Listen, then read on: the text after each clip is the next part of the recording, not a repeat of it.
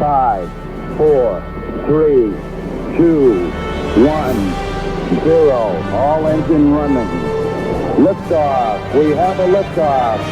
This is About Space, America's return to space, with news and information on our U.S. space program. Is your host of About Space, David Denault.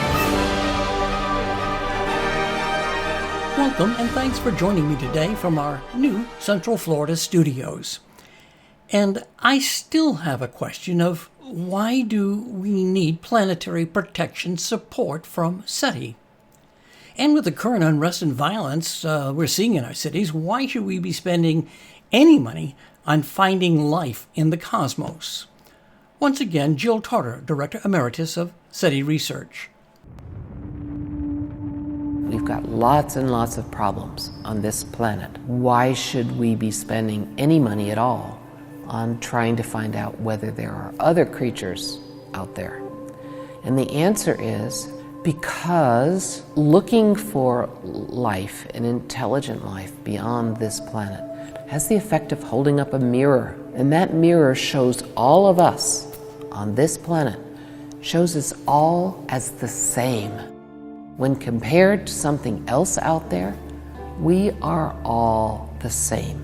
And I think that this is incredibly important for our long-term future, because the challenges on this planet that we face do not recognize national boundaries.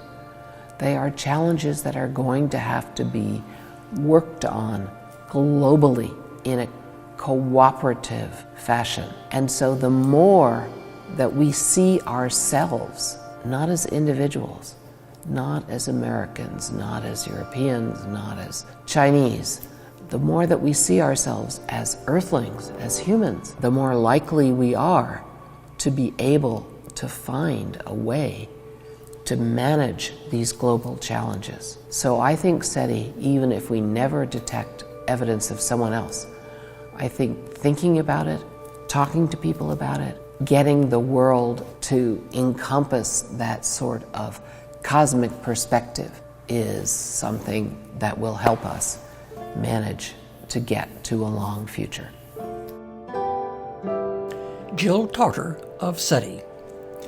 Over these past 6 podcasts, we have attempted to answer, are we alone?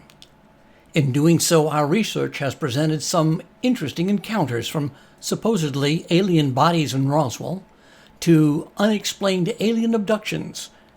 And let's not forget Admiral Richard Byrd's encounter with what they described as flying saucers at the South Pole. And there are the lights and landing of a UFO in Rendlesham Forest. An entire spectrum of information on some of the most unexplained incidences. My final thoughts on Perseverance and Are We Alone? Next on About Space Today. Are you ready to fly away on a dream vacation? For cruises and all-inclusive resort vacations, call D&D Cruise and Tours at 877-747-8631. That's 877-747-8631. And see us on Facebook, D&D Cruise and Tours, where your dreams become a reality. Welcome back. Are we alone in the universe?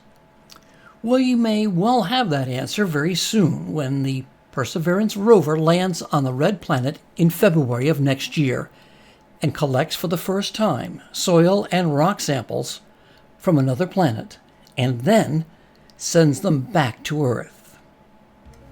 Are we alone in the universe? These questions remain fundamental and universal.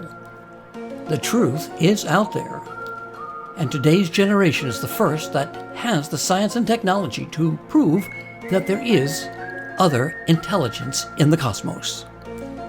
Thank you for listening. Our programs were produced for your entertainment, and About Space Today does not offer opinions on the podcast topics produced. Be sure to follow us on Facebook at aboutspace.today and listen to our Friday news report, America in Space, with Rick Potluck from our Washington Bureau. And don't forget, share our program with your family and friends. I'm David Denault, and this has been About Space Today.